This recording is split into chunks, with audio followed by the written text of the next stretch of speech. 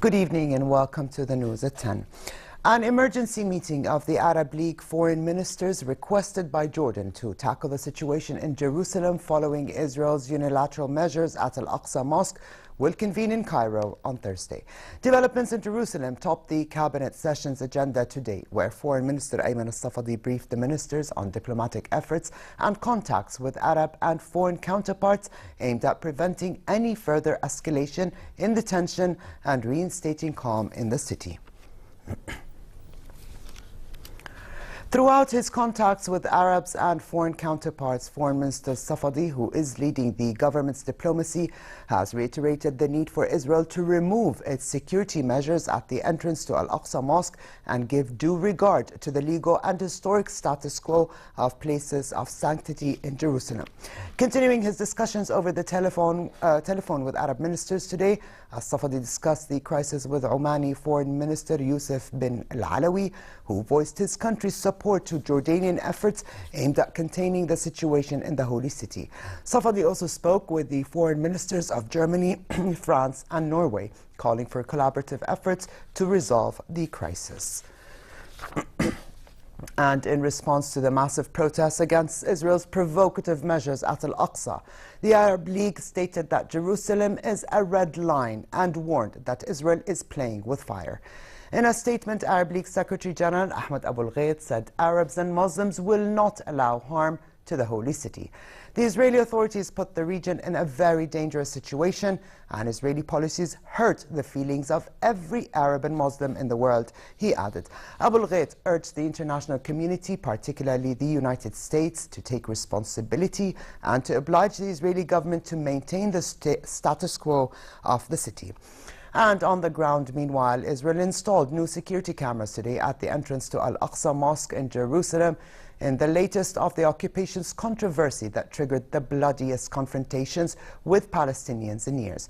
The two new security cameras were placed above Israeli detectors at Jerusalem's Old City's Lion's Gate, which leads to Al-Aqsa.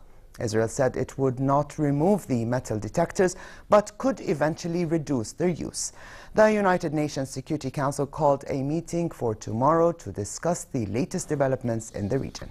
Meanwhile, Pope Francis said he is alarmed by the recent violence in Jerusalem and called for dialogue and moderation to help restore peace. Addressing a large crowd of pilgrims in St. Peter's Square, the Pope said he has been following the violence in Jerusalem with alarm. He called for prayers in the hope that all sides would come forward with proposals for reconciliation and peace.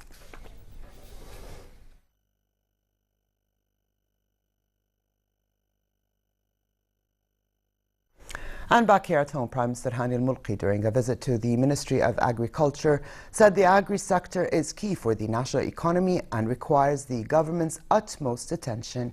He directed the Agriculture Ministry, as well as the Ministries of Water and Labour, to identify interventions needed to upgrade the sector and to propose projects according to priority and available budgets with a view to the challenges of water scarcity, necessary workforce and marketing schemes. He called for the continued development of high-quality crops and urged the collaboration of the Ministry of Industry and Trade in order to develop advanced food industries. Mulki said according to the Agri-Ministry data, exports over the past years have declined, but export revenue has increased, an indication that the sector is on the right track. And the lower house of Parliament passed the amended 2017 draft law for the independence of the judiciary. The Parliament session was attended by the Prime Minister and Cabinet members. Over to Syria, where government warplanes carried out several airstrikes in the eastern Ghouta area east of the capital. 6 airstrikes hit the towns of Douma and Ain Turma in the rebel-held eastern Ghouta. Yesterday, the Syrian army declared a cessation of hostilities, which went into effect at noon in eastern Ghouta. Earlier this month, Jordan, the United States and Russia reached a ceasefire and de-escalation agreement for southwestern Syria, which did not include the eastern Ghouta. Elsewhere in Syria, the Syrian army and allied forces recaptured territory from Daesh in the countryside southeast of Raqqa, a stronghold of the terrorist group, after airstrikes in the area. The advances towards the provincial boundary between Raqqa and Deir ez-Zor started late yesterday, and the army has so far seized an oil field in the Sabkhawi area. The advance brings the army closer to Deir ez-Zor province, another Daesh stronghold. In Iraq, meanwhile, and with Mosul back under government control, hundreds of people have been heading back to their homes in the devastated west side of the city. Almost 2 weeks after Prime Minister Haider al-Abadi declared victory, federal police forces are still clearing the old city of explosives and searching for any remaining terrorists. And the World Food Programme says families are in need of emergency food assistance to survive. Following 9 months of urban warfare between the Iraqi army and Daesh terrorists, neighborhoods in western Mosul have been flattened and buildings ridden with bullet holes. In such hot weather, what other than water to cool you off? And in the Armenian capital, Yerevan, residents dashed to the streets with buckets and bottles of water as they celebrated the country's most joyful holiday, Vardavar Water Festival. And while residents of the city did not miss their chance to target and attack each other with water, visitors were often caught off guard but quickly joined in with the festive locals. The festival traces back to the pagan times in Armenia's history and is associated with the water and fertility goddess.